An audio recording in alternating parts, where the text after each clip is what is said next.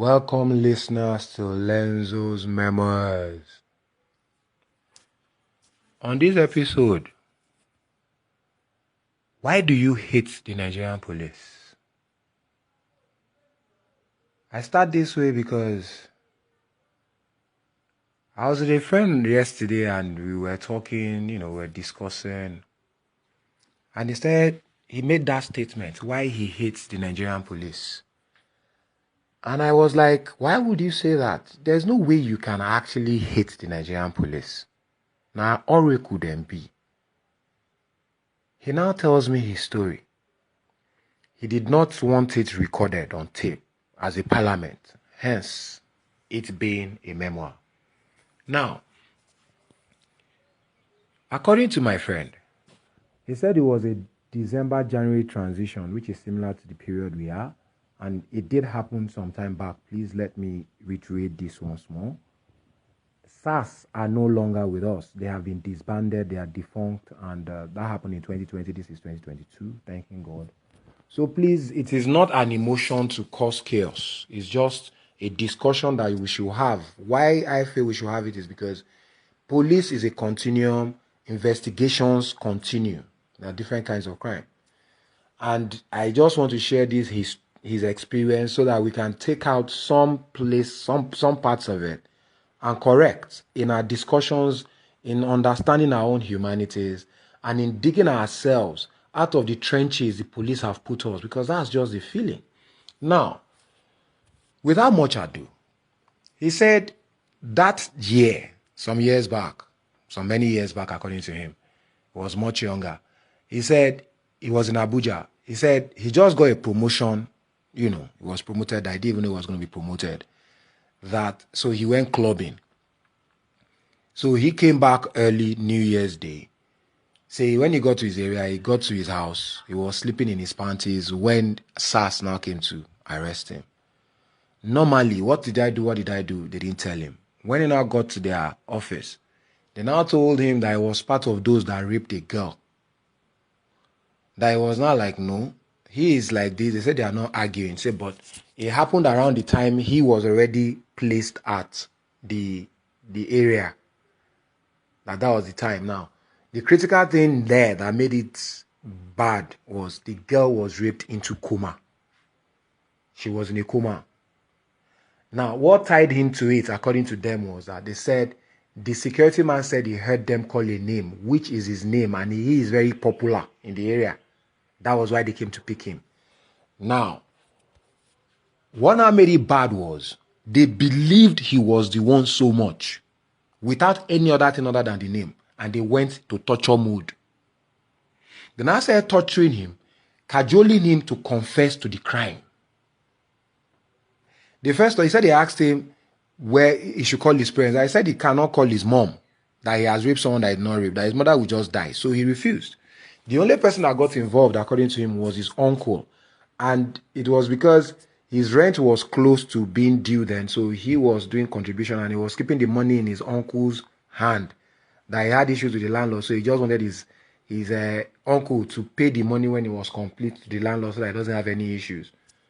That's the next thing. When that uncle now came, he told the uncle he didn't want his parents to know and all that. But I think the uncle now involved a lawyer, a human rights lawyer. He said he was there for 3 months. He said they tortured him to the point that he could not walk. That every time the torture was always coming with him confessing. And it's only God that knows how many false confessions SARS that year collected. He said he could not walk. He could not walk. He said after going through this over and over, then one day they came to pick him up.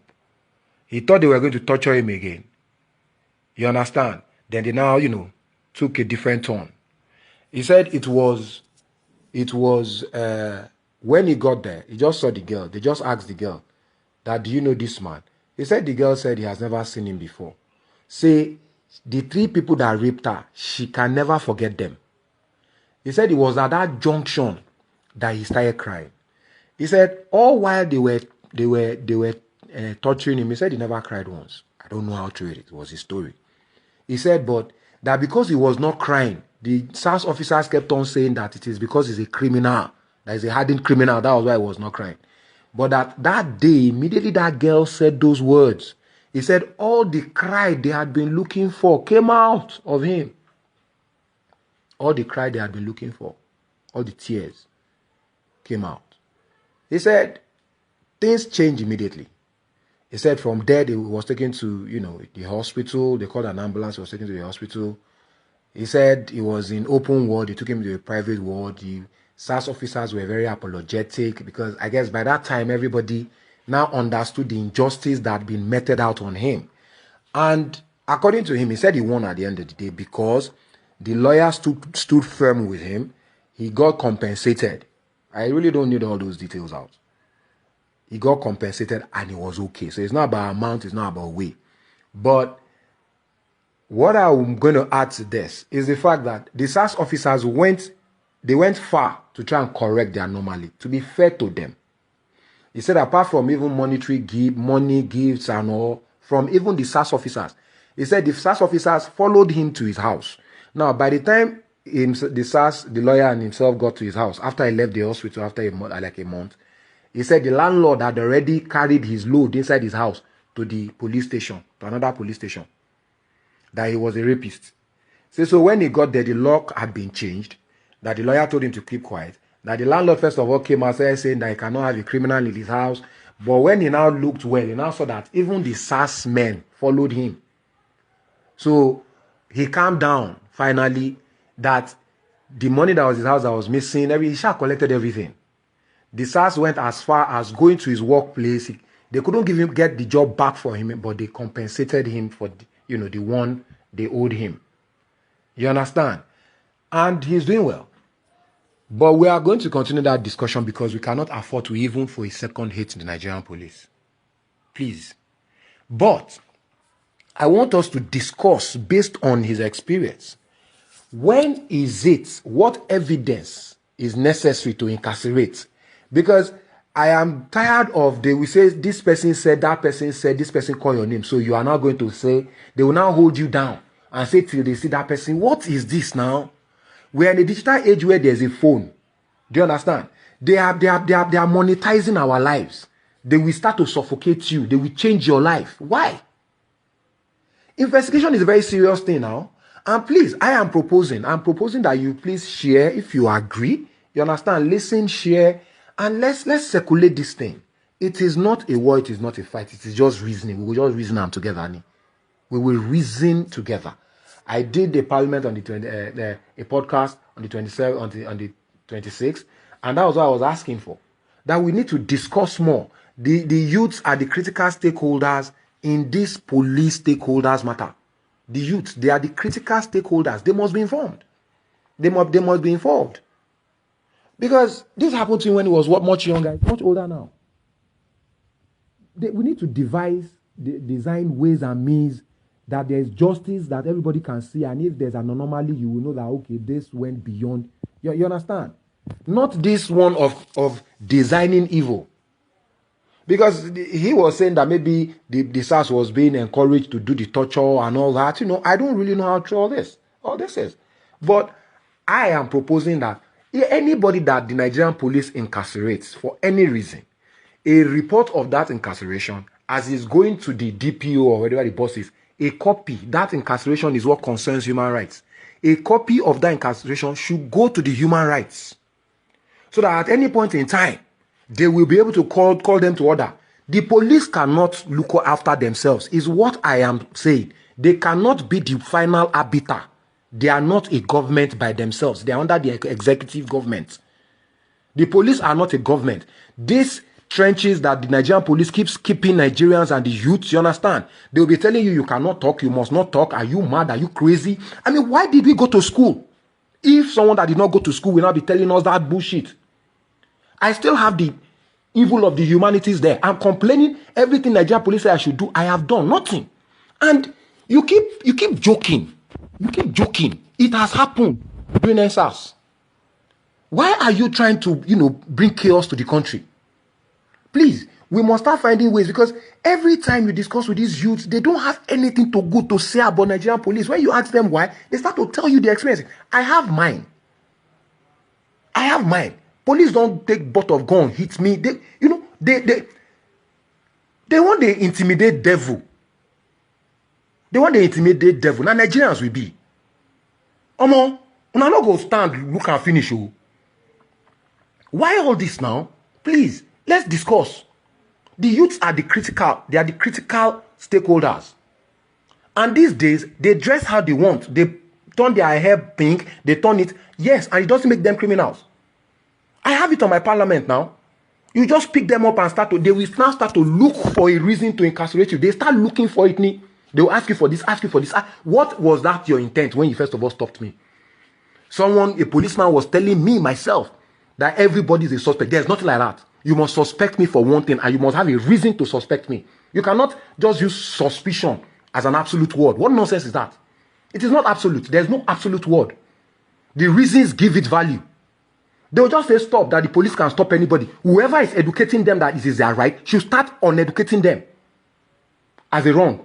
They will just use the word suspect vaguely and start to, perform magic. Start to carry gun, threaten you. Look, the youth must have a belief in the Nigerian police. I was telling them yesterday, you should please calm down. And I'm begging them to even help me share. They are very smart. They are not idiots. They are street smart. The youths are street smart. Forget whether they enter the 4 walls of the University or not. Most of them are educated. We cannot continue like this, please.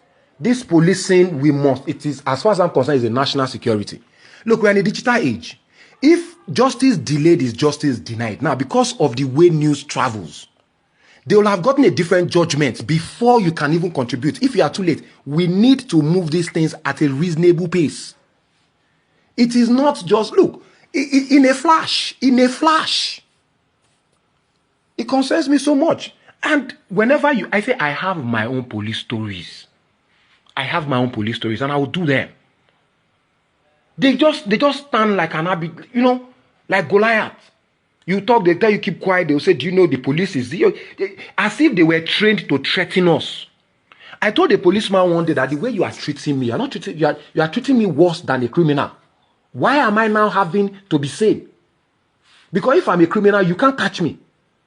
What is this now? You try your best to stay on the straight and narrow. All these policing systems like raiding, you just come collective crime. You just come carry 100 people somewhere, it says it's a black spot. Now, I ask, did you put a sign there that some people should not enter? You say, how should I know? Is Aboki not selling something there that I need? They will just categorize. Just because when they now go and raid these places, they carry these boys, tell them to bring 10,000, 20,000. Do you know how much it comes to? Just from that raid, make millions of money. Please, the authorities, I'm begging that people should help me. If you agree that it is really a serious issue in this country that we must discuss, it's just a discussion that will get us there. We must keep working towards, bettering our humanity, because our existence is continuous and tomorrow is in the future. We can still do it. I believe we can come. Look, there will always be, skirmishes. You cannot. I know it cannot be a perfect system, but it's a system that we can all, if we work together, we will be able to attest that we have done our best in trying to, because we will keep adjusting it. Please, as you listen, share, like, comment, follow, subscribe, and discuss. Thank you. I hope you have enjoyed it.